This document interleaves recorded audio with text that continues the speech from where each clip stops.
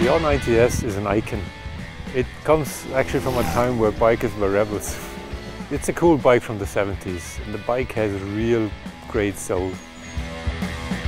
It was the first bike which had a designer working on it, and we decided to bring out this old jewel and recut it in a way that nobody expected from BMW Motorrad. We were looking for a partner with the right spirit and knowledge how to build a high-performance bike. And we found him, actually in California.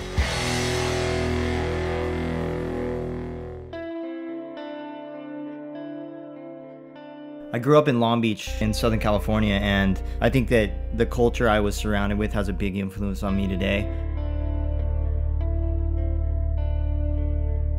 Motorcycles are a huge part of my life.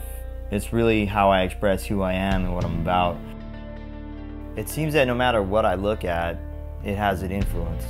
And when BMW approached us to do the R90S homage project, I was really excited about it, but at the same time I was also very curious as to where we would start and where they wanted us to finish up. I mean, the biggest challenge was we needed to convince Roland Sands to build this bike for us. I thought of bringing over some sketches to him, but then we got to bring him a prototype of this bike. 1 week later we were there in California with a bike, and he just started doing burnouts in the yards, and then he came back and his eyes were just beaming, and that was it. It was just such a spectacular, crazy moment in this project.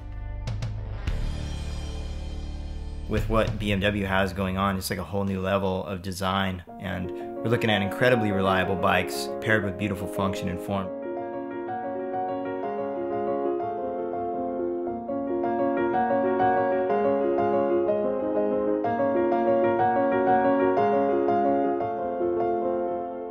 What I really love about motorcycle design is that you get to design every bit and piece of the bike. But that's also the challenging bit, because you got to understand every piece and bit of the motorcycle. When you're working on the motor, you got to know what goes on inside of it, otherwise you can't really design it in an honest way. And that's the quality I see within my team.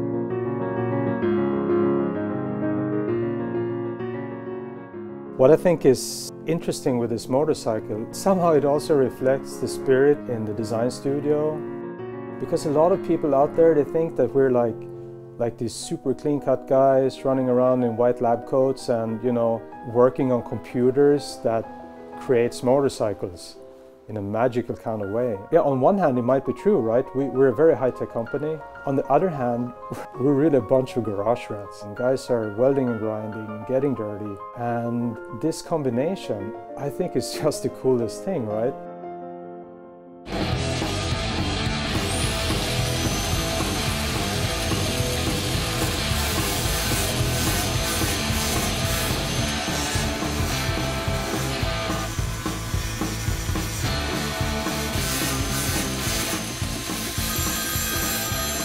Yeah, hello.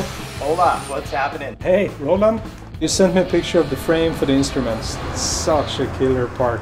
We got that part back, man, and it's perfect. Like, it's really lightweight. When people think about BMW, they usually think about precision and function, which is also correct. I mean, we're always at the cutting edge, pushing innovation. That's our thing. But this bike is a bit different. This bike is about heart and soul and garage spirit. This bike is all about emotion. I wasn't expecting it to. What I really like about this bike is that mix between old classic style and new technology.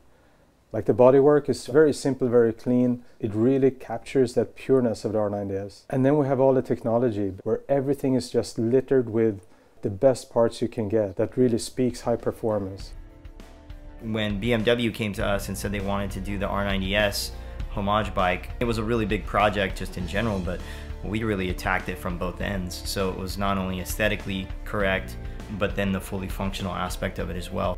All of us had the same vision, which is pretty, I think, unique when you pull people from such different parts of the world together.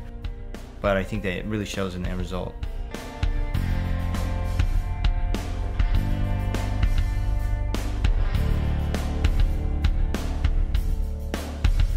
I think for me, a motorcycle is easily the purest execution of an idea, it's all exposed, you know? The engine's all out there.